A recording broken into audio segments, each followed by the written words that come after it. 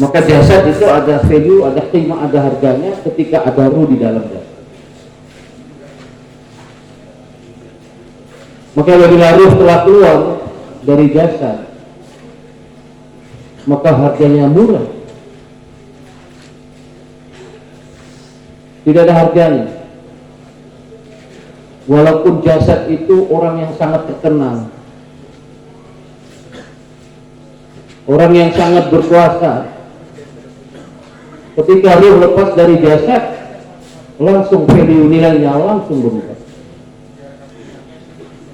Begitulah di dalam dunia ini hadiah mulia, harga nilai kebaikan bergantung wujudnya agama di dalam kehidupan manusia.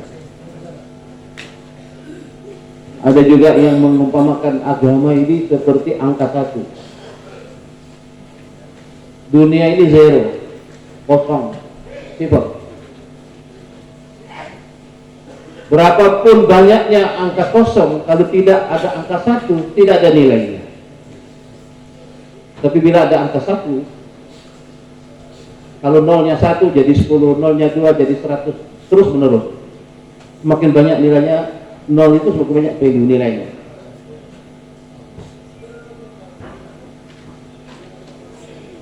Begitu juga hanya mulia kebaikan, harga diri kita, kemuliaan kita, kehebatan kita, umat ini bila adanya agama yang sempurna di dalam kehidupan dia. Agama yang sempurna wujud, kebaikan wujud. Bila agama sempurna wujud, maka jasad kita ini seperti mesin. Dia produk, dia mengeluarkan natijah. Bila agama wujud dalam kehidupan ini, maka dalam jasad ini keluar amal-amal yang soleh. Sehingga amal soleh ini akan merubah sistem gaib dan sistem yang zahir. Karena sistem yang zahir ini ditulis di sistem yang gaib di langit. Orang jadi bupati, orang turun jadi bupati, orang naik jabatan, orang turun jabatan, orang jadi miskin, orang jadi kaya, orang dimuliakan, orang dihinakan, itu ada keputusan lain. Dunia ini hanya implementasi, realisasi, pelaksanaan. Maka untuk merubah dunia ini bukan merubah sistem dunia, merubah sistem di langit. Dan itu sistem langit bergantung amal. Amal baik, langit berpihak pada manusia. Amal buruk, langit menjadi musuh. Jadi merubah dunia ini bukan merubah sistem yang nampak, tapi merubah sistem yang gaib dengan cara memperbaiki amal manusia. Dalam hukum hadis, barang siapa memperbaiki hubungannya dengan Allah, Allah akan perbaiki semua keadaan. Ini orang pintar, orang cerdas. Jadi agama merubah dunia ini, merubah amal. Bila amal berubah, sistem gaib berubah, sistem dunia akan Allah rubah dengan kudratnya. Tidak ada satu yang bisa melawan kudrat Allah. Maka ruh dunia ini agama. Bila agama itu wujud dalam kehidupan manusia, kebaikan-kebaikan itu akan keluar dalam jasad manusia, keluar amal soleh. Dari bumi akan keluar barakat, dari langit datang barakat, datang kasih sayang, datang keadilan, datang persamaan, datang keamanan, datang kesejahteraan. Seluruh kalimat-kalimat itu tergantung wujudnya agama dalam kehidupan manusia. Menginginkan keamanan, kedamaian, kesejahteraan, kasih sayang, keadilan, persamaan di luar agama zero, kosong, tidak. Tidak. Jadi hadirin mulia, keamanan, kedamaian, ketentraman, kesejahteraan, persamaan, keadilan, kasih sayang, yang itu menjadi obsesi, keinginan setiap orang yang hidup di dunia dari tukang becak sampai raja. Dalam agama, Hanya agama yang menjaminkan keamanan, hanya agama yang menjaminkan kesejahteraan, hanya agama yang menjaminkan keadilan, hanya agama yang menjanjikan kebersamaan, hanya agama yang mengadakan keberkatan-keberkatan itu di dalam agama. Bila agama wujud di tengah umat, seluruh keinginan itu akan Allah wujudkan dalam kehidupan manusia dunia dan akhirat. Maka agama sangat besar. Ruhnya kehidupan. Bila agama keluar, tidak ada orang ucap kalimat la ilaha illallah, maka kainat ini akan Allah hancurkan sehancurnya. Jadi wujudnya kainat, wujudnya alam, karena ada kalimat la ilaha illallah. Betapa besar kalimat itu, dia menahan hancurnya kainat. Betapa besar kalimat la ilaha illallah itu, dia menumbuhkan amal soleh. Betapa besar kalimat la ilaha itu mendatangkan rasa aman. Kalimat la ilaha itu mendatangkan berkah. Tapi kita tidak paham nilai kalimat itu, sehingga kita tidak menganggap ini barang yang mahal, sehingga kita tidak bertumpu kehidupan kita untuk mendapatkan dan menjaga. Yang nampak dalam pandangan mata kita sistem zahir. Kalau saya punya pangkat, saya hebat. Kalau saya punya duit, saya hebat. Saya sukses, saya bisa mengendalikan dunia. Saya boleh buat apa yang saya mau. Tidak ada yang boleh lawan. Begitu juga ada lagi orang berpikiran, saya majority, saya banyak, ada apa-apa saya kerahkan masa. Bikin apa? Mau apa? Ini sekarang pikir-pikir yang ada dalam sebagian pikiran manusia. Saya pejabat dan jabatan saya punya kekuatan. Saya milioner, saya triliuner, saya punya uang, saya boleh buat apa yang saya mau. Maka terjadi kekacauan. Karena di atas saya ada yang kaya. Di atas pejabat ada pejabat. Si fulan backing bupati, si fulan backing gubernur, ya enggak? Si fulan backing gubernur, si fulan backing orang istana. Orang istana backing, maka malaikat di belakang dia yang akan membunuh dia. Siapapun orang. Ada backing yang lebih hebat yang tidak nampak. Nah, jadi ini zihin ini yang kita betulkan, saudara. Sebelum zihin ini dibetulkan, agama tidak ada nilainya di tengah mata umat. Agama solusi kehidupan. Agama menyelesaikan seluruh permasalahan yang dihadapi manusia. Agama memenuhi apa yang diinginkan oleh manusia di dalam agama yang sempurna. Ada yang mulia, kita akan lihat bagaimana pencapaian agama. Mohon Ahmad membacakan hadis mafhumnya. Allah Ta'ala melimpahkan karunia. Kemarin saya tanya dari Rasul kita yang lain, ada juga yang mengatakan Allah Ta'ala meniupkan tiupan rohani setiap saat. Sehingga ketika tiupan itu datang atau limpahan rahmat itu datang, maka bukalah dadamu, maksudnya sambut. Tiupan rohani atau karunia ilahi yang Allah turunkan di muka bumi, itulah agama. Bagaimana pencapaian kehebatan agama itu dalam merubah manusia? Ini satu prestasi yang tidak bisa dilupakan dari dulu sampai hari kiamat. Kata Ahmad Qadar yang mulia, keadaan insan, keadaan manusia di Mekah, di seluruh dunia pada saat itu, bukan hanya di Jaziratul Arab, di Luskan, di Iran, ketika itu negeri yang superpower pada saat itu, Romawi, Parsi, Abbasiyah, negeri-negeri besar ya. Maka yang mulia, sebelum datangnya agama di tengah kehidupan mereka, keburukan, kerusakan, kezaliman, kemungkaran, kejahilan itu ada di muka bumi ini. Tidak ada satu bahasa yang mampu mengungkapkan kejahilan itu.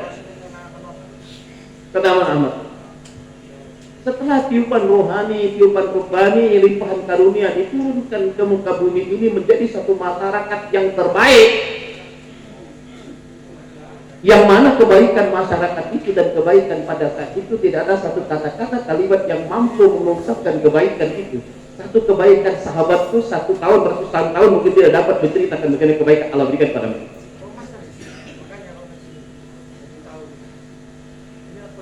Masyarakat yang kerusakan itu tidak dapat diceritakan dengan kata-kata, tidak bisa kita ekspresikan dengan kata-kata.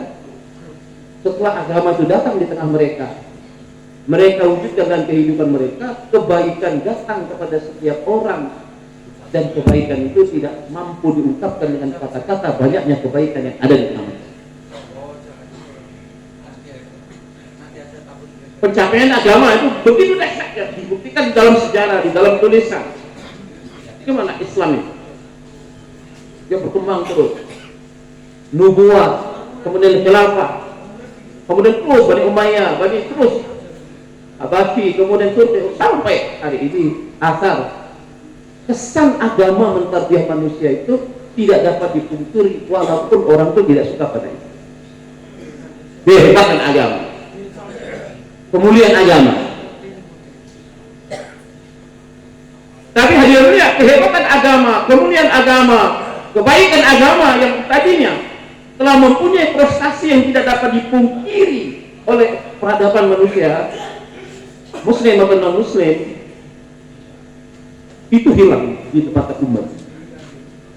Agama yang tadinya begitu hebat, begitu dahsyat, solusi bagi kehidupan dunia akhirat, agama itu hari ini telah jadi permainan di tengah kaum muslimin ini.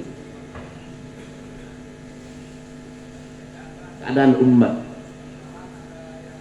Maka dia melihat keadaan keterpurukan umat ini, begitu banyak ahli fikih, begitu banyak ahli-ahli di berbagai macam bidang di dalam agama ini.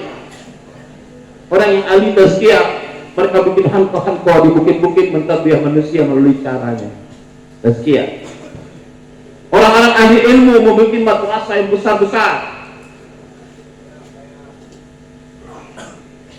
ribuan, ratusan ribu murid, ratusan cabang dalam luar negeri. Begitu orang yang ahli-ahli membuat ini, semua usaha telah dikerahkan untuk membangkitkan kembali umat dari keterpurukannya kepada kemuliaan yang semula. Tapi usaha itu belum lagi memuaskan hati Syekh Ilyas rahmatullah alaih. Bukan berarti kita merendahkan angka madrasah, tidak juga.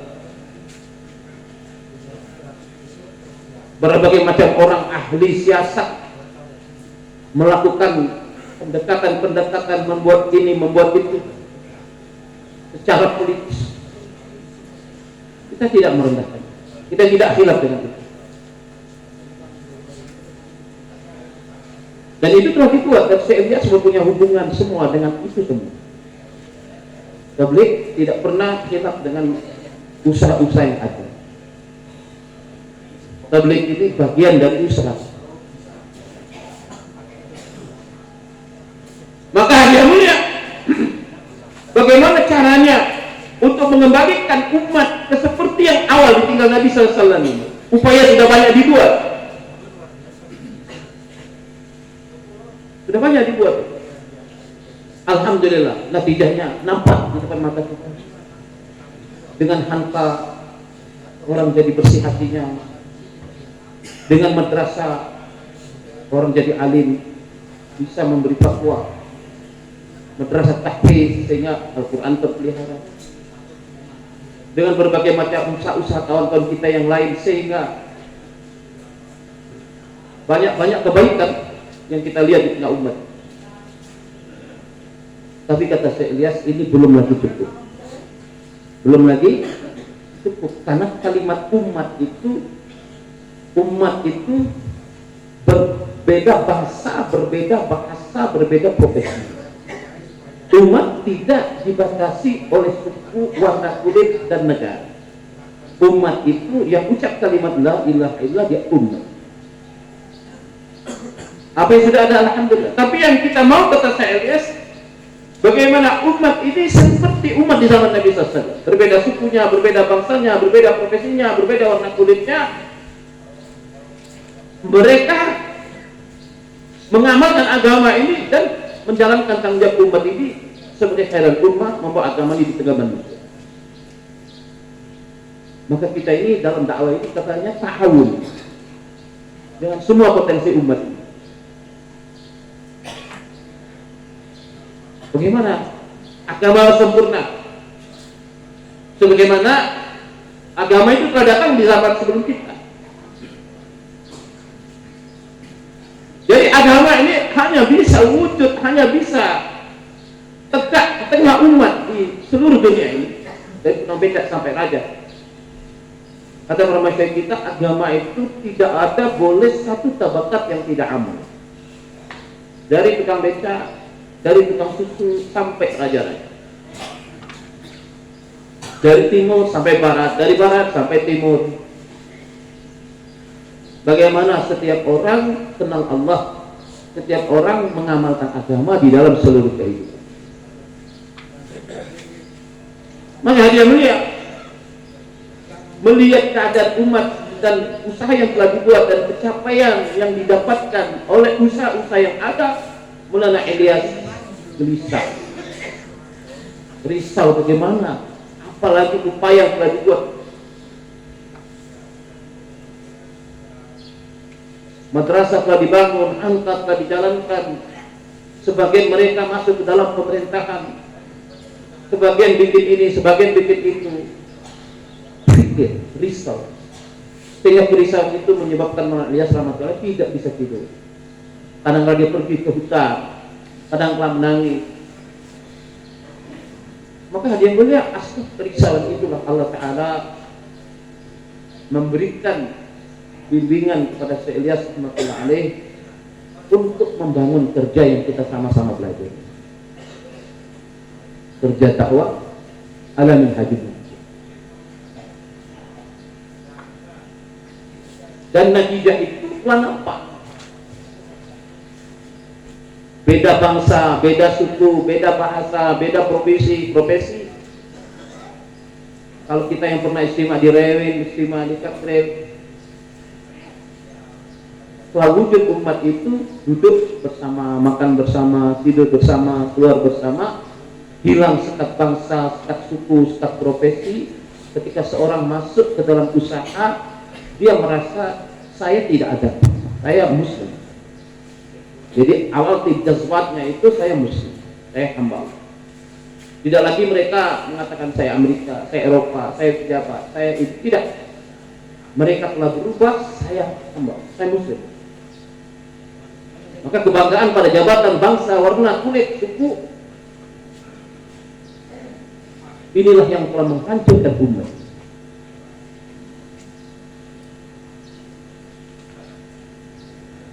Perasaan saya Amerika, saya ini telah menyebabkan sekat-sekat umat ini tidak dapat hidup bersama ta'awun menjalankan agama dan negara. Maka dengan ada usaha yang dibuat hadirin yang mulia, alhamdulillah usaha dakwah dijalankan dari zaman Syekh Ilyas, kemudian Syekh Yusuf, Al-Rafiq, Ahmad Hasan sampai hari ini, umat itu telah nampak hanya satu warna saja, yaitu umat yang mana mereka telah membanggakan agama dari yang lain.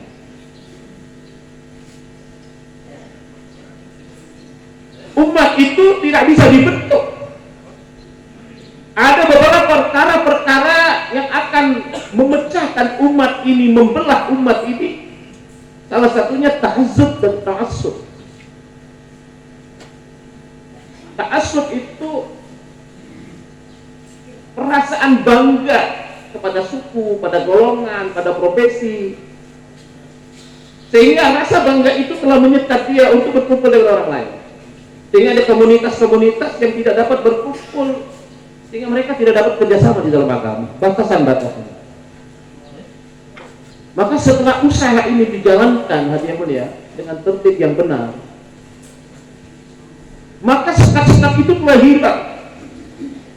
Sekarang tidak lagi membanggakan suku, bangsanya, bahasanya, warna kulitnya, kabilahnya, keilmuannya, profesinya. Mereka telah melebur dalam satu perasaan sebagai umat Rasul Sallallahu Alaihi Wasallam. Saya umat. Maka perasaan umat itu telah terbentuk dengan usaha. Maka kapan kemarin saya hadir di Udama, kata Mana Ahmad Lat, di tengah usaha yang telah dibuat, pengorbanan, tonton air mata dan pengorbanan banyak orang sehingga umat kita terbentuk. Sehingga munculnya lagi satu perasaan ta'assub di tengah kerja. Ini bau ta'assub tadi katanya melebihi bau comberan. Dia memberi contohkan begini, katanya orang ini Punjabi, ini petani, ini Punjabi, ini petani. Kalimat-kalimat ini kata para saya lebih busuk daripada bau busuk di dalam comberan. Satu perasaan saya ini, saya itu lebih busuk daripada comberan, dan itu harus dikeluarkan setelah kita meletakkan diri di dalam usaha. Baru umat akan apa? Bersatu, duduk sama-sama, pikir sama-sama, bergerak sama-sama, korban sama-sama, seperti satu ayah satu itu. Dan itu kekuatan yang akan menggetarkan langit, menggetarkan bumi, menggetarkan kekuatan-kekuatan dunia ini ketika melihat orang Islam berkasih sayang, bersatu hati, berta'awun untuk menegakkan agama dalam diri ketika bergerak di tengah manusia, maka seluruh sistem yang ada akan Allah rubah. Tidak ada satu kekuatan yang boleh menghalangi ketika Islam itu di tengah umat. Hatta Hindu misalnya yang memakan hati daripada paman Rasul Hamzah ketika malam Futuh Mekah, dia telah melihat manusia sholat, baca Quran, berzikir. Maka dia melihat ketika malam itu ada malam Futuh Mekah, di siang hari Nabi SAW, yaumun barhama, hari ini hari kemaafan, hari ini hari kasih sayang. Siapa yang masuk rumah Abu Sufyan selamat, siapa yang dalam rumah selamat. Di malam hari saudara-saudara, mahal environment, milieu, suasana di dalam Ka'bah itu telah menyebabkan hati hidung yang begitu keras. Melihat itu Allah buka mata. Itulah kehebatan umat. Satu orang belasan tahun mempelajari Islam, bahkan pernah tinggal di Mekah, tidak terbentik hatinya untuk masuk Islam, bahkan semakin permusuh. Dia melihat mahal suasana 3 hari jamaah Bangladesh di tempat dia, melihat orang makan, melihat orang tidur, melihat orang berkasih sayang, melihat orang senyum, melihat orang tawadhu, melihat orang ikhlas. Di tempat itu dia masuk Islam kata mahal. Agama itu mudah saudara-saudara, tapi dua sebab agama susah diamalkan kemana-mana. Dia melihat satu lemahnya iman karena tidak ada suasana agama. Maka agama itu mudah, tapi karena lemahnya iman tadi, tidak adanya suasana, agama jadi sulit, agama jadi beban, agama jadi musuh masyarakat, sehingga harus disingkirkan dari segala kehidupan. Tapi kalau mahal suasana agama wujud di masjid, di rumah, di kantor, di pasar, di bandara, kereta api, terminal, di hutan-hutan, pinggir-pinggir laut, manusia akan berbondong-bondong masuk agama. Betapa usaha itu telah dibuat oleh para masyayikh kita sehingga pencapaiannya walaupun belum. Hadirin yang mulia, ini ibaratnya kata para masyayikh ini, tabligh itu belum lagi dimulai. Tabligh itu yang sekarang yang kita lihat ini belum lagi dimulai. Misalnya kata para masyayikh ketika Rasulullah itu jatuh beberapa tiang di rumah padam, api dipatui, kemudian kebaikan itu berkah. Tapi Rasul belum lagi nubuah. Begitu juga natijah yang kita lihat di depan ini, seperti yang kita kisahkan tadi, berbagai negara berkasih sayang, bersatu dalam istimewa, keluarkan jemaah, juta-juta manusia bergerak sehingga mahal suasana agama itu telah tampak sedikit-sedikit orang Islam kembali kepada Islamnya tahap demi tahap. Ini natijah yang ada ini bukan natijah kerja, ini baru kerja, tapi kerja itu belum lagi dibuat. Kerja itu belum lagi apa? Dibuat. Berkahnya kayak begini, bagaimana kalau kerja? Itu tegak umat. Maka dia lihat agama ini solusi, dan agama akan datang dari kehidupan adanya usaha atas agama.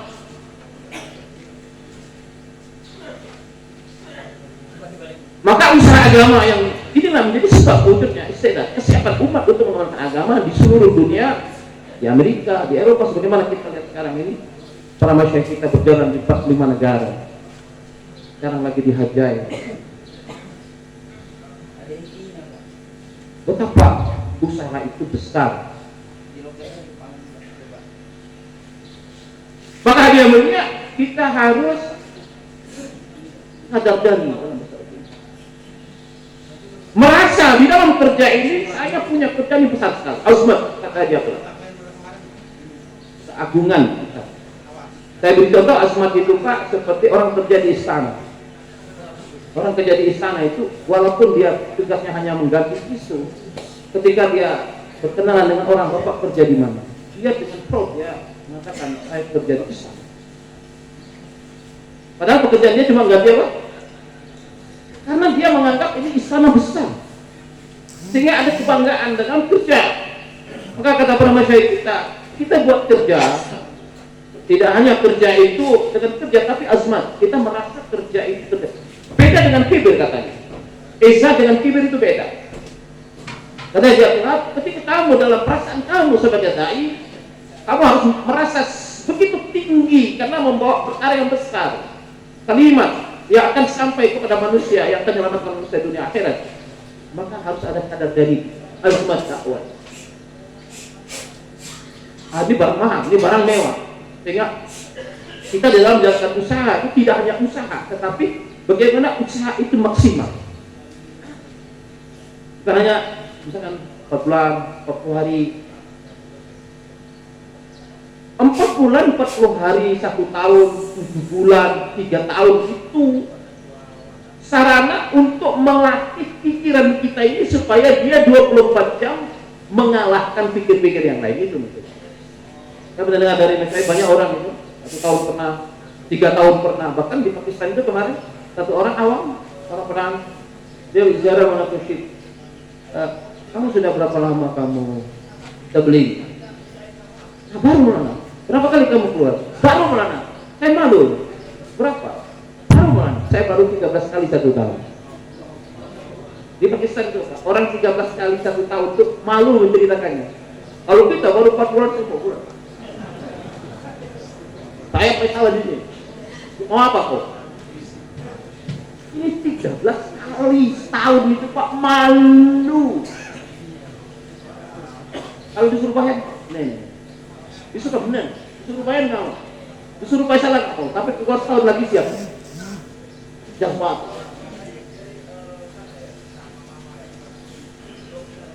Jadi ada yang ini kerja sangat besar. Jadi kata para masyayikh karena besarnya kerja ini, kata Haji Abdullah, natijah yang kamu lihat di mata kamu yang misalnya sudah keliling dunia itu dia lihat natijah Eropa begini, Amerika begini, Australia begini. Itu kata Haji, natijah yang kamu lihat dari usaha yang ada di depan mata kamu itu kecil sekali dengan natijah yang tercapai yang masih disembunyikan oleh Allah nanti akan ditampakkan pada saatnya. Kata Haji Sahab, nanti kamu jangan heran kamu bangun tidur satu dekat. Itu kekuatan yang bisa menghalangi angin. Begitu juga tidak ada orang bisa menghalangi hidayah. Maka kita harus syukur kita dalam kerja ini kadar dari kita. Kita merasa saya punya barang yang mahal di tabligh ini. Tabligh lebih mahal dari anak saya, tabligh lebih mahal dari nyawa saya, tabligh lebih mahal daripada kerjaan saya. Tidak ada yang bisa menyamai kerja ini. Inilah maksud saya, inilah kerja saya. Kerja dunia juga, tapi yang kedua. Salah ya? Punya istri juga. Ini yang kedua istri kita. Kita bingung. Kalau semua orang tabligh mempunyai kadar dari azmat dalam kerja dan dia menganggap di kerja saya utama, insya Allah inqilab Indonesia akan alami. Ini justru dalam kita orang 4 bulan ini 13.000 orang 4 bulan ini 7.000 yang habis 14.000 orang 40 hari 8.000 1.800 orang dari 2022 sampai 2023 2021 itu 1.800 orang yang pernah ke Pakistan. Imam 4 bulan, imam 40 hari, tapi sebagian setelah pulang nyungsep.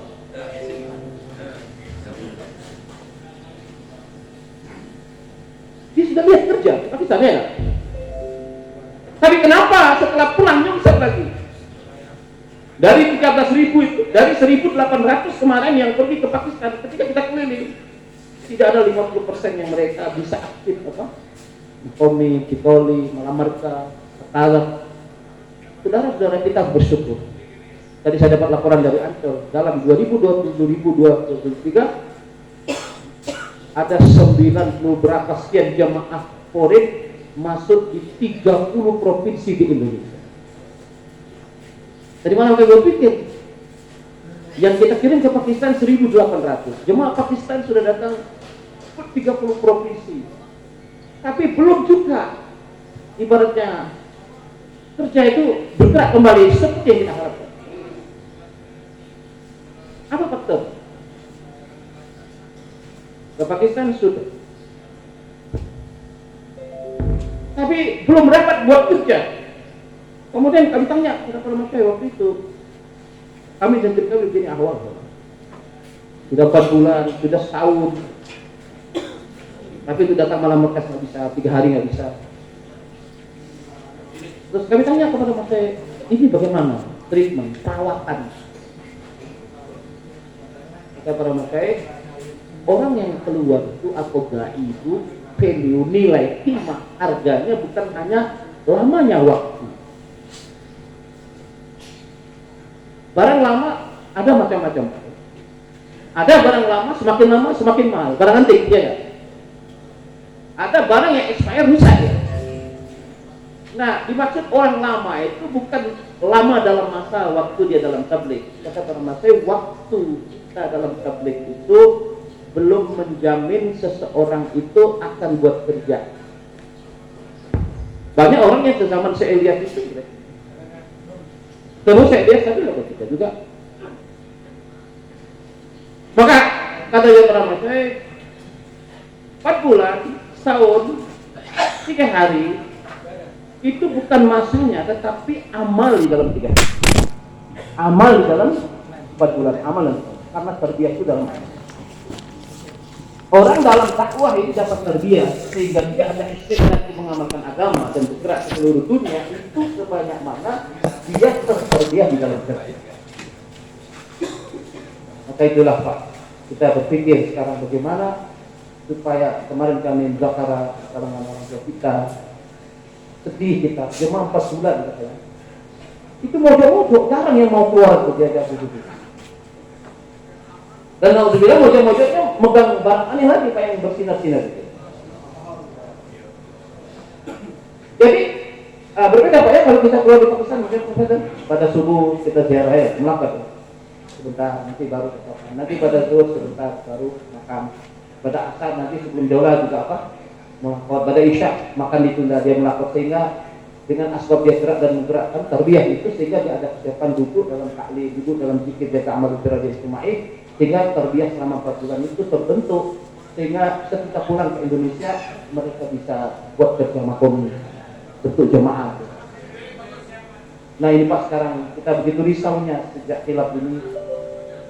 Kadang-kala satu markas itu cuma 5 orang, malah markasnya berapa? 5 orang. Kalau aku 2 orang atau dari sahabat kita kemarin itu kita melihat betul di lapangan itu markas kadang-kala ada cuma 5 orang, malah markas 15 orang. Kalau aku cuma 2 orang, ya. Ada satu kawasan itu sudah 6 bulan, satu markas tidak 3 hari. Inilah pikir kita, inilah risau kita. Orang yang 4 bulan ini sama ya, modal. Modal itu kalau dikembangkan dia untung, kalau tidak dikembangkan dia akan habis biaya operasional bangsa. Ya. Begitu juga modal 13.000 ini dan 40.000 orang, 14.000 orang per hari, 13.000 orang 4 bulan itu modal kerja yang mana harapan kita mereka yang 4 bulan 13.000 hadir ke sini mendengarkan lagi arahan berulang-ulang Bapak-Bapak. Tabligh ini orang yang 60 tahun tabligh dengan orang 1 tahun sama-sama. Student. Oke, kata Maulana Jamshid, sektor itu student yang paling bawah. Orang tabligh sudah 60 tahun dia belajar, terus ditanya, mana? Kalau yang sudah 60 tahun belajar, yang 1 tahun belajar, siapa gurunya? Gurunya itu tabligh itu sendiri. Maka Siapa yang banyak jamaah, siapa yang banyak ta'lim, siapa yang banyak juara, siapa yang banyak melamarkan, siapa yang banyak korban, Allah Ta'ala akan bukakan kepahaman dalam kerja, dan Allah gunakan dia untuk buat kerja di daerahnya. Walaupun miskin, walaupun pekal, walaupun susah. Tadi hari hari dari surah kita kemarin keluar Karachi, satu mahalan 400 orang 4 bulannya, 250 orang 4 bulan, 400 sekian 40 hari, tahun 70 orang, habis 500, kalau subuh 700 sholatnya, kalau maghrib 1000 orang. Itu dimulai oleh satu orang yang gagal. Kalau bicara, tapi dia bisa. Nah kalau sampai nyerocos kan?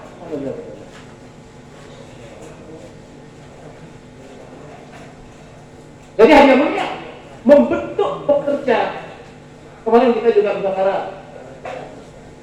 30 provinsi dikirim jemaah India, Pakistan, Bangladesh, Arab, 90 jemaah dalam setahun. Tapi natijah tidak nampak. Makanya kita ingin lihat berapa peningkatan setelah jemaah itu diangkat. Kenapa? Karena kita kurang menganggap jemaah ini berharga. Di Pakistan kalau cuma datang, ditinggal pokoknya, ditinggal, dia nusrah. Sekarang ini jemaah foreign itu ya kita kirim siapa yang siap, ya bang. Kita kirim siapa yang Allah. Sehingga pemerataan itu belum nampak, sehingga peningkatan kerja itu belum kelihatan dengan harapan dengan banyaknya jemaah foreign ini datang, banyak jemaah ke negeri jauh, maka hidup jemaah keluar, muncul orang-orang baru, orang-orang lama aktif lagi.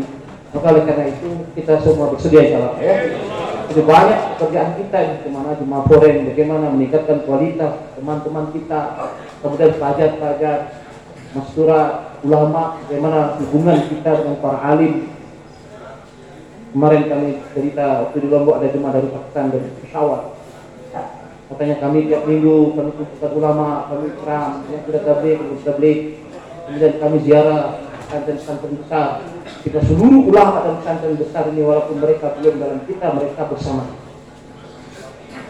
Berbanyak pekerjaan kita bagaimana membangun komunikasi dengan para ulama, membangun orang lama, mastura, pelajar di dalam tiap jaulan. Maka itu ada begitu banyak perkara-perkara yang kita pikirkan, perkara yang mau kita perbaiki sama-sama dan kita belajar. Yang duduk ini belajar, yang dengar belajar. Yang duduk belajar bicara, yang duduk yang bicara belajar bicara, yang dengar belajar dengar. Nanti bapak juga duduk di sini, saya ini. Sebelum ini nggak ada bayang orang lama, bayang orang baru. Karena kalau bayang orang baru itu lebih apa? Orang baru bayangnya lebih apa? Kita belajar. Maka itu hadiahnya saudara-saudara sudah datang awal. Kita datang awal itu kita ini. Maka apa yang kurang? Kalau kita tidak dalam amal kita bantu. Semua bersedia jalan ya. Karena ini perhelatan ini kita semua. Begitu mahal ini, bagaimana mahal dakwah. Tadi kita bicara dengan saudara kita, bagaimana kita, saya bayar ini nanti, saya minta bapak dakwah Imam Yasin 2-3 orang. Kalau ya, buat mahal suasana, duduk-duduk bicara iman, duduk-duduk bicara iman, bergerak. Karena jur kita ini sangat berpengaruh mahal suasana. Suasana dakwah itu hidup, nanti semua orang jaga istimewa aman, semua orang jaga impera dia aman, semua orang jaga adab, sehingga amualat daripada pertemuan kita ini akan menyinari seluruh dunia. Maka karena kita yang datang hadir, kita bersyukur. Karena hadir di sini banyak orang. Tadi SMS saya, waduh saya nggak bisa, saya nggak rezeki begini. Saya bilang doa, kamu. Karena pimpinan itu taatnya di tangan saya. Karena ini pertama jur kudama ini. Setelah pandemi, setelah surah dibentuk, ini jur yang apa? Pertama. Berarti ada banyak hal yang mau kita dengar dari mereka. Karena dalam dakwah kita nggak paham. Yang paham adalah orang tua kita yang tidak banyak mengorbankan pengalaman dan tarbiyahnya di tangan murid-murid saya. Makanya kita di sini kita harus merasa kita petugas. Sekarang yang datang istiqlal. Dan petugas itu suka senyum. Kemarin salah satu surah kita katanya ciri kemudian itu 3. Happy, senang, senyum. Kemudian sederhana, ketiga istimewa. Lalu istimewa itu. Maka dalam dakwah ini senyum itu tanda kemudian. Kalau berembut itu dikhawatirkan. Walaupun punya masalah banyak, dari baru ditelepon bini tak dimarahin, senyum. Orang dakwah itu senyum ketika hatinya hancur. Itu tentu. Ini yang datang ini mungkin banyak hancur hatinya. Cuma ketawa terus saja. Lupa juga. Berapa banyak orang datang dari itu naik kapal ya, dari seminggu dari Papua ya. Ada seminggu jual kambing lagi. Jangan macam orang Papua datangnya ada jual sapi, ada jual sapi, ada jual kambing. Karena kan sini 5 juta. Maka kemarin ada di Jawa Timur itu bilang, kamu jalan Jawa Timur itu, bisa sekali datang. Cuma 150.000 net bis dari mana? Itu kamu tidak datang. Orang Papua 5 juta, jual kambing, jual sapi, jual sawit. Ada yang jual motor untuk datang ke sini kita. Tidak mudah datang ke sini Pak. Maka kita harus memuliakan mereka. Semua luar biasa. Yang mengajukan cuti sebulan sebelumnya ya. Ada orang yang mengatur pekerjaannya sebulan sebelumnya supaya bisa datang ke sini. Ada orang yang begini ada. Begitu juga kata Ahmad kata kalau pembukaan istimewa. Kamu lihat ini barang murah tak kurangkan. Ini bukan ini sebulan 2 bulan sebelumnya. Beribu-ribu tiang bahu ditebang oleh karena maka kita hargai pengorbanan mereka dan pengorbanan mereka dengan kita menjaga amal. Semua harus biasa. Amal, dakwah, radis, Quran. Harapan kita kepada agama ini segala kerja meningkat. Pekerjanya meningkat, pelajar meningkat, masyarakat meningkat, jemaah jalan kaki banyak, jemaah ke negeri jauh, markas-markas yang lemah jadi kuat, akal jadi apa? Kuat, takun yang berbeda bersatu hati, bersatu sayang, mahal ini. Maka itu yang mulia. Itu maksud kita berkumpul ini. Pernah kami datang di Rain, kami istiqlal oleh para masyarakat. Kami tidak ngajak kamu ke Rain, tidak ngajak kamu ke Pakistan, kami tidak ngajak ke gedung ini kan? Tapi kami ngajak kamu kepada amalan yang di dalam gedung. Amalan yang di dalam. Maka bapak datang ke sini dengan jual sapi, ada yang jual macam-macam sampai ke sini. Maksud bapak datang untuk duduk dalam amal di sini, bukan yang di luar. Nah, saling ingatkan kawan-kawan, insya Allah ya. Dan sampai selama di sini sih kurang manfaat. Dia tidak duduk dalam sungai amal, tidak duduk dalam istirahat amal, tidak duduk dalam zakara, tidak duduk dalam budari. Betapa kerugian. Memang setan dia sudah berhasil menghalangi dia berangkat ke sini. Tapi setan tidak akan biarkan orang yang sudah korban sapi, sawah, capek-capek itu duduk dalam amal, dia tidak akan biarkan. Dan dia tidak akan biarkan. Maka kita jaga betul, terutama yang dari timur ini, di Sulawesi, dari Papua juga, dari Sumatera jauh sekali datang. Maka yang bawa betul-betul jangan sampai kawan-kawan kita tadi tidak duduk dalam amal. Insya Allah ya. Kita tidak hanya membawa dia ke sini, tapi bagaimana di sini juga apa? Dia duduk mendengar, terpusat juga bayang. Nah jadi ini tanggung jawab. Kemudian begitu pula hadiah dunia, keperluan kita manusia, bukan insan, bukan jin ya. Kita perlu makan, perlu minum, perlu juga tempat tidur, perlu juga kita keperluan hidup kita sempurnakan juga, tapi seperlunya. Semua harus dia jawab ya. Seperlunya. Waktu makan, tidur, waktu WC. Nah, sisa-sisa waktu kita juga harus amal, sisa waktu lagi kita sempurnakan di terus. Dan juga ada yang mulia, adab tidur kita jaga, adab kamar mandi, ikram, waktu dengan yang lain. Sehingga nanti mahal itu, karena yang datang ini Pak, tidak hanya yang aktif, tidak hanya yang apa, yang diberi buku.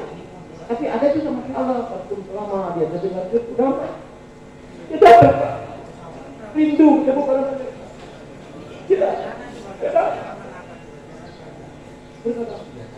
Maka kalau mereka datang, kita hanya senyum, masyaallah. Coba. Jangan air tumben pun atas. Lama begitu kelihatan air mata. Sudah sedih dia, kamu sedihkan lagi dia.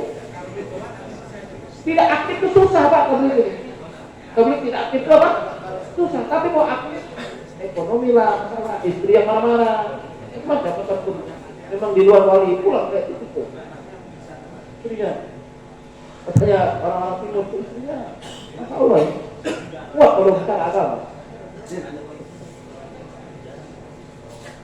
Macam-macam akwal yang datang pada pekerja dakwah ya. Maka yang mulia, mereka datang di sini, kita senangkan mereka. Semua bersedia, sambut mereka, ikram. Targuzari bagaimana keadaan keluarga. Jangan dulu targuzari tentang amal maklum. Dia sudah 10 tahun tidak ada amal, kepanya pun dia. Tanya itu. Bagaimana anak? Beres, sehat, bisnis mantap. Ayo makan. Karena Tarkun itu kalau ditanya amal maklum ini grogi dia. Aku bilang tidak. Mana orang lain? Ya, tanya dulu Pak. Kalau kita sudah minum, ya kan? Sudah makan, sudah senang, habis capeknya, baru dikit-dikit. Bagaimana ada di sana? Ada apa? Jangan kita kompor apa? Bagaimana di sana? Sudah cukup. Ya kita ini Pak, walaupun bicara juga kadang-kadang tidak buat juga Pak. Ya begitu kelemahan. Tapi jangan dilihat yang lemahnya, Pak. Lihat yang ada yang baiknya. Semua orang punya kelemahan, ya nggak? Semua punya orang punya kelalaian. Semua punya orang ada semangat, ada masa turun. Kan itu walaupun semangat betul dia, tapi satu saat loyo betul dia. Masya Allah, memang rahasia. Makanya yang semangat hati-hati, yang loyo jangan diremehkan. Kadang-kadang yang loyo satu saat naik tinggi dia. Ada tuh saya lihat orang ini loyo, dia salib naik terus. Kemarin yang naik ada turun. Rahasia Allah Taala ya. Kita kalau lihat orang itu kita sangat baik semua. Ya. Saya dengar dari mana Ibrahim kemarin tadi yang dia katanya tabligh itu 4 syaratnya. Husnul khuluq, husnul niyah, husnul tadbir, husnul shom. Kadang-kadang kita lihat ada pun loyo, lemas, banyak masalah. Tiba-tiba itu pisang, Pak. Kemarin yang lama-lama itu tiba-tiba ada di pabrik dia. La ilaha illallah. Muhammadur Rasulullah. Raib, perkara itu apa ya? Raib tidak bisa kita, makanya dalam dakwah ini kita baik sangka. Yang aktif kita doakan mudah-mudahan istiqomah, ya enggak? Yang tidak aktif jangan doakan, doakan mudah-mudahan Allah keluarkan dia dari apa? Kesulitan. Ketika kita usuli, kita pun yang dengar masalahnya kalau kita pincang juga kalau begitu. Banyak sekali masalah. Tapi dengan asal Allah Taala mudahkan dia bisa apa namanya? Luar biasa. Setelah pandemi ini banyak orang tidak aktif, tapi dengan berkah dari Jod Udama mau kedatangan masa ini banyak sekali di daerah-daerah. Kemarin surah-surah keluar sebelum itu mereka sudah lama itu datang dia katanya kami datang. Nah jadi ini sarana jangan kita terlalu kasar, jangan terlalu kita kasih sayang, kalau menolong dan kebaikan sehingga harapan kita setelah Jod Udama ini kita akan ada peningkatan di dalam kerja. Semua bersedia. Kemudian kajianmu ya di dalam kerja ini, kerja kita ini kerja yang mana berjalan dengan kekuatan batin, kekuatan rohani. Maka dari mana amal rohani itu dibentuk dari amal itu sendiri.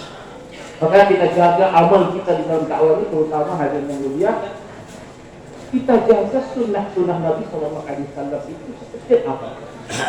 Karena di dalam sunnah itu anwar. Kata Maulana Nazirul Rahman, masuk kamar mandi, beliau mengatakan ada 12 sunnah, tapi tidak dijelaskan apa itu 12 sunnah.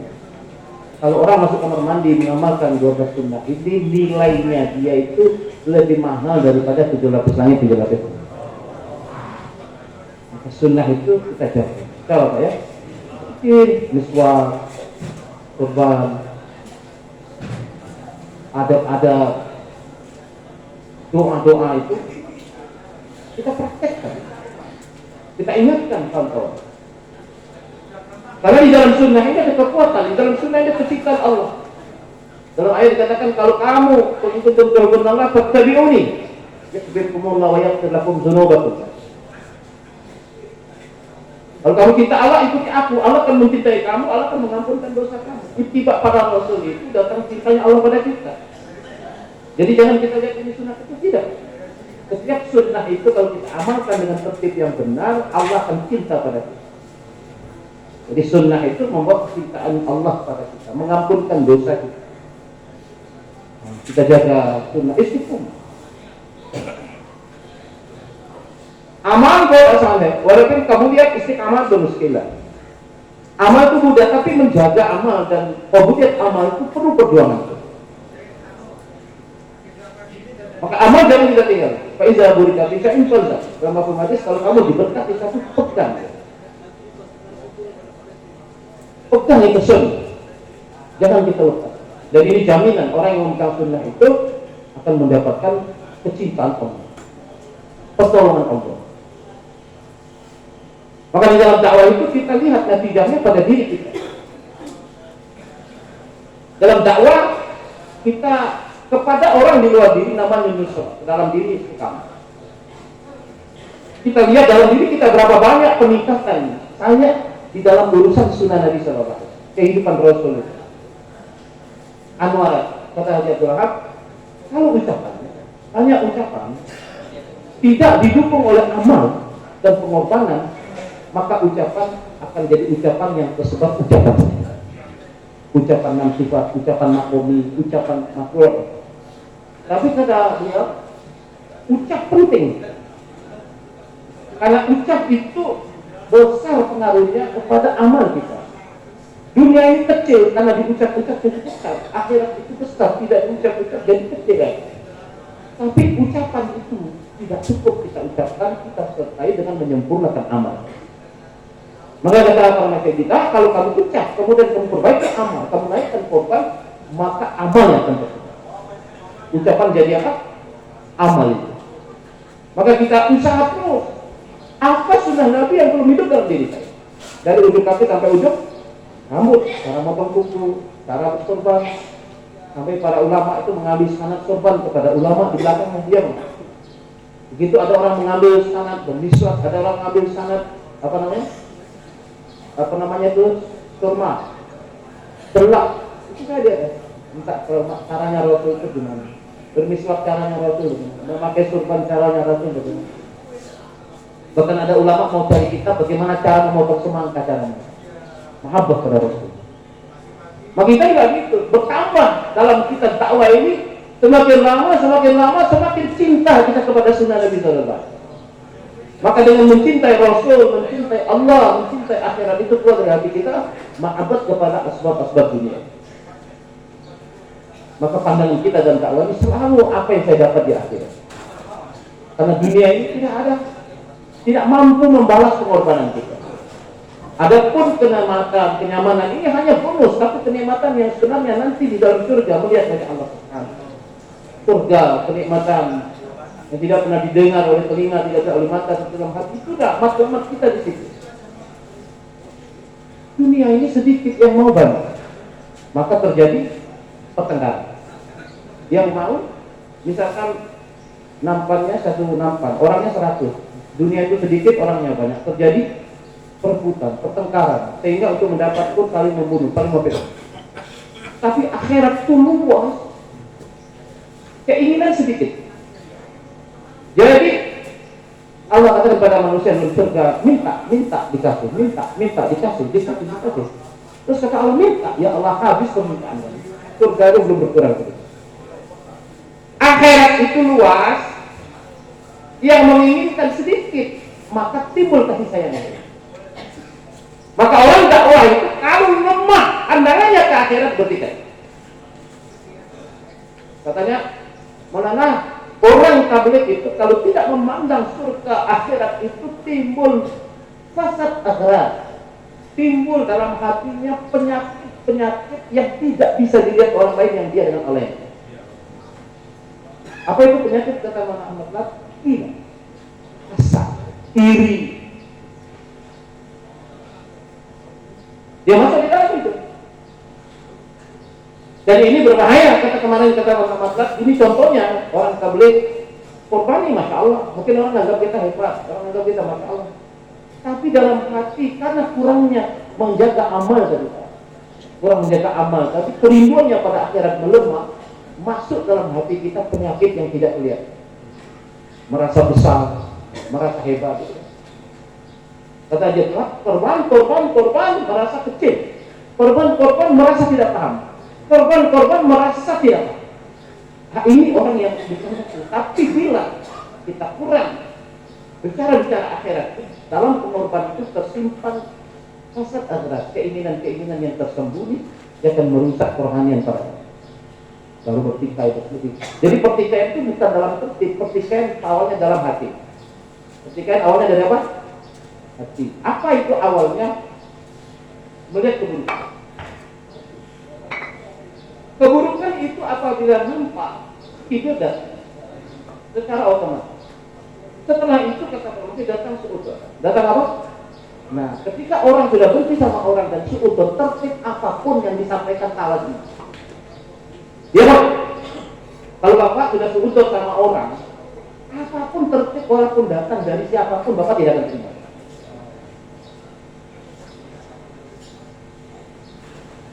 Maka hadirin yang mulia, di dalam kerja ini harus kita membayangkan terus bagaimana apa yang saya dapatkan di akhirat, sehingga dengan kita membayangkan surga, membayangkan kenikmatan surga, bidadari, istana, sungai, sehingga niat-niat yang ada dalam hati tidak bisa masuk. Kenapa? Untuk apa saya ini dengan dia? Saya ingin surga, ya Pak.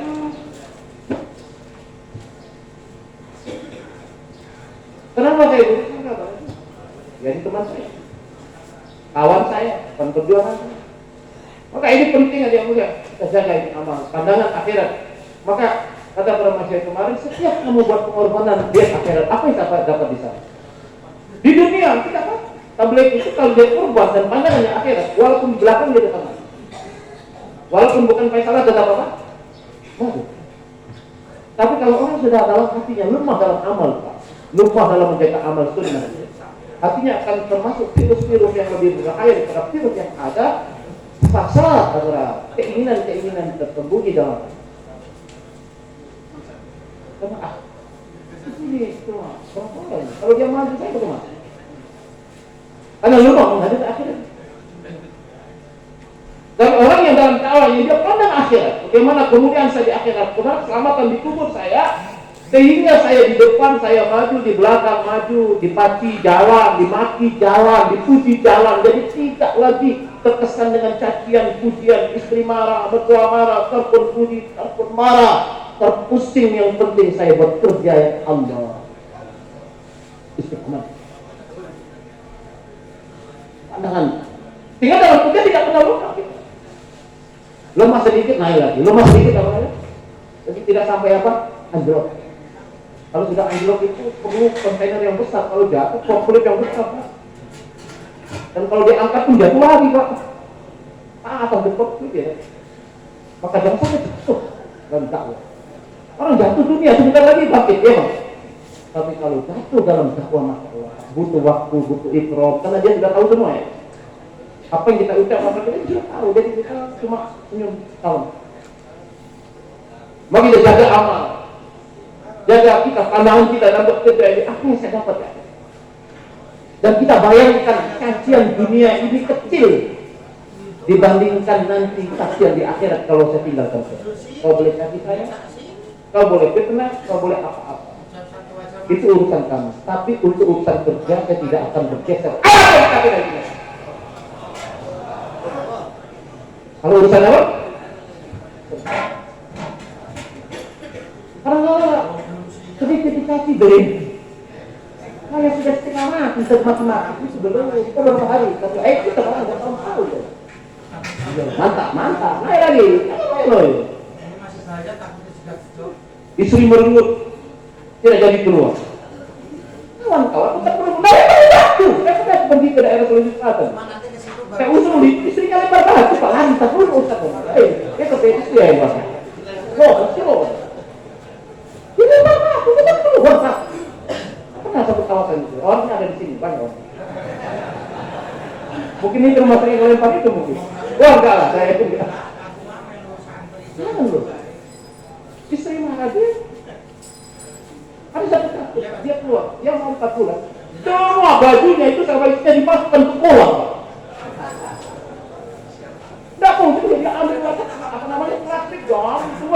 markas.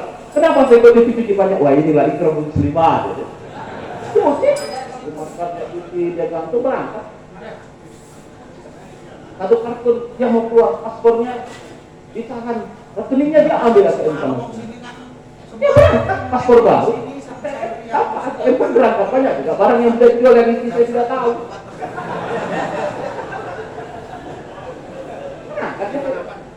Jangan ya, kita kasih manusia kan? Jangan kok alasnya, istri, ada alasannya. Pokoknya berangkat.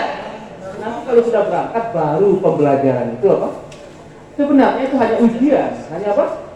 Tapi kalau sudah berangkat, anak yang panas, jadi itu perempuan tadi Pak, yang lempar ke orang batu, jadi masih kuat kan? Jadi dakwah itu kita kerjakan apapun halangan kita bersabar, kita keluarga bersabar terus buat tertik merti kena dakwah tahu sampai mati dalam dakwah tertik siktai terkai dakwah belajar dan belajar terus sampai matinya belajar belum paham kalian manusia. Nah kalau yang belum paham itu senang keluar orang itu kalau nggak paham senang apa belajar ya. Tapi kalau orang sudah paham itu jarang dia keluar. Jadi kalau yang jarang keluar itu sudah paham kan? Sudah paham. Sikit-sikit tertarik, tertarik. Dakwah belajar dan belajar. Karena kita dipelajar, maka harus keluar terus. Kapan lurusnya? Ya mati di sana itu pak rapotnya. Keluar lagi. Jangan merasa panik ya. Dalam tabligh ini ada 3 orang ya. Satu panik, kedua nakid, ketiga panik. Panik itu merasa kuat. Nakid suka ngeritik. Orang mahalanya dikritik, ini mau bisa mati. Nanti dia apa orang halal tuh? Nanti dikirain tidak pantas, salah ini yang pantas. Nanti kejahatan suka sama apa? Ayo disuruh ini. Ayo dibuat dari itu. Dia belum tahu nanti sudah jadi kepun. Itu apa? Nah, jangan sampai. Nah, jangan Pak ya. Jangan panik, tapi panik. Lu merasa belum paham, belum tahu. Merasa saya tidak tahu. Saya harus tanya, saya berbicara dengan kawan-kawan saya. Maka orang yang selalu merasa tidak tahu, merasa kecil itu merasa berhajat adanya kawan-kawan. Orang kecil itu Pak, pingin banyak orang. Kalau orang besar tuh pingin sedikit orang. Orang kecil, orang lemah, kepingin banyak orang ya. Tapi kalau orang kuat tuh, kalau bisa susuk saja, 2-3 orang saja, baik jangan sama. Kamu merasa tidak? Maka perasaan mitusnya, saya tidak paham, saya tidak tahu itu asasnya istiqomah di dalam saya. Asas tarikhi peningkatan dalam. Maka kita tanya, kami juga tanya lagi, buat lagi, tanya lagi, bersuara lagi. Karena dengan musyawarah itu kadang-kadang keputusannya lambat, tapi membangun kesatuan hati lebih penting daripada gerak keputusan. Sampai kemarin kata orang kita Pak, untuk kesatuan hati pekerja itu, program boleh disederhanakan. Untuk kesatuan hati para pekerja, usul-usul boleh disimpan sebentar. Nanti baru dijawab. Usul itu ada usulnya. Usul yang benar. Kalau kita satu hati, walaupun amalan lemah, pertolongan orang datang, sudah Allah pada kejauh. Tapi kalau sudah hati, Khawarij itu amalan mereka di atas standar semua. Umat telah berpecah, maka orang-orang hebat seperti Khawarij pun akhirnya mereka meminta mereka. Maka itu satu hati, satu pikir. Dan satu hati itu mulainya dari kemarin katanya kalau saya direwel satu jasad itu. Satu jasad itu bagaimana? Makan sama, tidur sama, sama. Maka mulai dari surah, tanggung jawab provinsi, daerah itu sering makan sama, tidur sama, sama. Banyak kita madrasah ya. Kami juga surah, makan sama, tidur sama, sabar. Maka dengan adanya satu jasad tadi, tidur sama, makan sama, sabar sama itu hilang rasa buruk sangka. Ya Pak. Setelah kita makan, kita lihat ternyata tidak tidak betul kata si bulan itu. Ternyata saya tidak lihat, hilang rasa apa? Karena kalau timbul, arahan. Maka oleh karena itu hadirin yang mulia, kita diharapkan keluar dari mahalah yang dari minimal dari apa? markas kita. Jadi orang-orang markas itu keluar berganti-ganti supaya tahu bisa temannya, kawannya. Kita harus tahu Pak, dua perkara ini. Mardum Sanasi ini datang. Mardum Sanasi itu orang itu kita kenali betul. Seperti Abu Bakar nasaban orang sahabat. Abu Bakar itu dia mengenali betul karakter sahabatnya dan mengenali daripada kelebihan dan kekurangan kami. Kita misalnya sudah sering kumpul itu, ada teman kita sudah tahu. Oh, ini dia kopi tanpa gula, ini teh tawar. Jadi kalau bikin teman itu tidak tanya, tidak apa? Itu kopi tanpa gula, ini teh. Oh itu tidak mau ikan, itu mati kalau tidak ada ikan. Nah, tahu. Ini orang kalau tidak ada ikan, oh ya. Tapi kalau ini tidak ada tempe, oh ya. Sampai katanya di rewi itu kata bisa orang datang ke rewi di tiga. Yang harus kamu buat itu. Pertama senang kamu. Sampai mereka itu makannya suka apa? Kamu belajar cara makannya. Maka di Pakistan dia bisa makan masak pecel lebih enggak? Kamu mau pecel? Atau kamu mau mie goreng? Waktu kami di Pakistan itu masak. Jadi kenalin misal kamu. Kapan kita mengenali kawan kita? Ada kawan itu. Pokoknya dia sejak jadi kiai sampai jadi kiai, jadi murid itu kalau ba'da subuh tidur sampai jam 10. Jadi tidak ada yang bisa tas dia. Aku takut bisa tas dulu. Tapi itu keluar bisa. Tapi saya kata, saya ba'da subuh terus saya tidur sampai jam 10. Boleh. Kenali misal kawan itu. Mengenali kawan kita lebih dalam itu lebih penting daripada kita membuat keputusan-keputusan. Karena dakwah ini tidak akan diterima keputusan-keputusan itu kalau orang yang diputuskan itu hatinya belum lepas. Hatinya belum apa? Makanya kita kira-kira kita menghindari betul Pak, mengirim surat, tidak juga memberikan. Tapi kita lakukan pendekatan secara apa? Data, minum, makan. Karena dakwah ini masalah hati. Secara rasional benar, tapi secara hati itu tidak kadang-kadang. Kadang-kadang apa yang kita pikir itu benar, tapi kalau itu dijalankan itu ada sesuatu yang perlu kita banyak belajar dari sekarang. Karena bisa kawan-kawan kita beda-beda. Mulai makannya beda. Kemudian makannya beda. Dan ada mauqifnya kawan-kawan. Saya pernah belajar di Bangladesh katanya. Kalau kita bicara itu, kalau waktu itu saya bicara kurang menafik, tahan pembicaraan. Iya Pak. Hari dia kapan bisa enak? Maka aja saya di Islam sama mereka Ubaidillah 3 hari minum bir. Bir itu halwa yang dari beras itu. Dari 1 hari minum bir, 1 hari minum bir, 1 hari 3. Setelah 3 hari saya itu baru Nabi Abdullah itu bilang Haji tidak marah-marah terus sini. Kalau ini sudah setengah mati. Pergi terus. Apa? Doa menangis sama Allah. Nah untuk mengingatkan itu 3 hari ikram baru nasihati. Jangan ikram lagi orang marah. Aku tidak bisa, aku mengerti dari kok. Kali ya, aku jamaah, bapak-bapak kenali mizat kawan-kawan kita, kenali apa yang bisa bicara dan kata menaikkan apa yang kamu mau bicara, kamu pikirkan kalimat-kalimat yang kalimat itu kira-kira bisa masuk di sana. Contoh, bapak kamu datang, bapak datang, betul. Tapi kalau suaminya ibu kamu sama kan? Tapi orang Oslo tidak suka mengaitkan perempuan adik perempuannya ibu mereka di depan selain apa? Mahram mereka. Jadi bapak kamu datang dengan suami ibu kamu sama maknanya, tapi kalimat ini tidak ingat. Nah, jadi bapak-bapak, orang markas, orang alako, surah siapapun, hati-hatilah berkata-kata karena sebuah kata-kata bisa menghancurkan akhirat seseorang, dengan kata-kata bisa menyelamatkan akhirat. Maka kita buat kerja ini karteraho. Buat kerja adalah sungguh-sungguh dengan pengorbanan, tapi takut kita kepada Allah, karena kita tidak tahu berapa banyak kalimat-kalimat yang kita ucapkan orang lari dari maka kita jaga satu. Saya juga sering merasakan. Maka kita lebih hati-hati kita dalam berucap, dalam berkeputusan. Pikir betul, kemudian setelah itu harus kita berdoa. Sayyidina Umar radhiyallahu anhu membuat itu semua. Dia pikir, dia dekati, dia doakan, dibuat keputusan. Satu orang masih menolak ucapan. Masih apa? Kata Sayyidina, dia sholat ya Allah, saya meminta kepada engkau. Jadi Sayyidina Umar pun ketika itu pun dia masih berdoa kepada Allah. Maka ini juz utama kita akan dengarkan arahan dari orang kita. Tapi pada inti permasalahan tadi Pak, kita istighfar.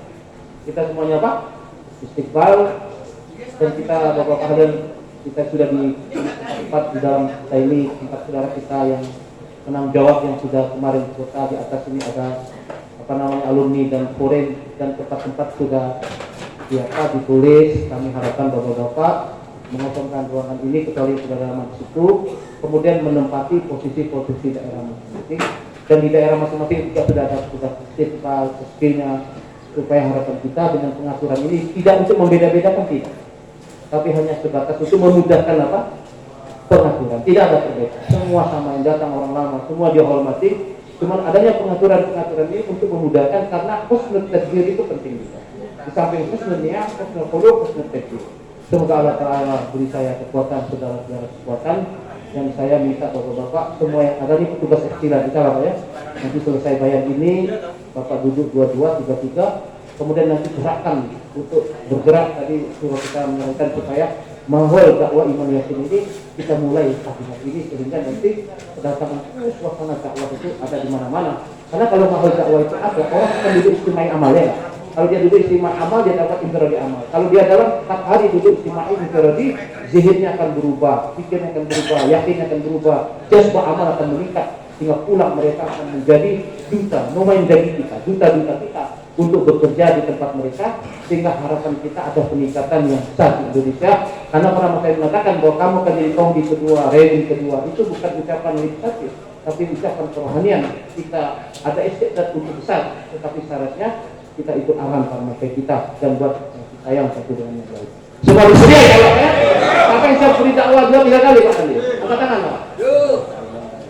Boleh Pak, nanti setelah ini Bapak ulang sedikit-sedikit dakwah, setelah itu Bapak bergerak ya, untuk jadi tugas istilah semuanya, sehingga begitu juga ada orang kan mereka gayung di bawah, kita ingatkan cara yang baik yang dari tempat kita dengan istilah masalah Pak, salah semua bersedia kan? Subhanallah, alhamdulillah. Assalamualaikum warahmatullahi wabarakatuh.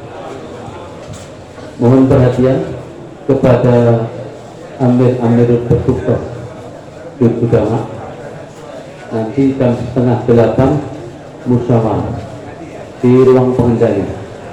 Amir-amir bertugas masing-masing seksi.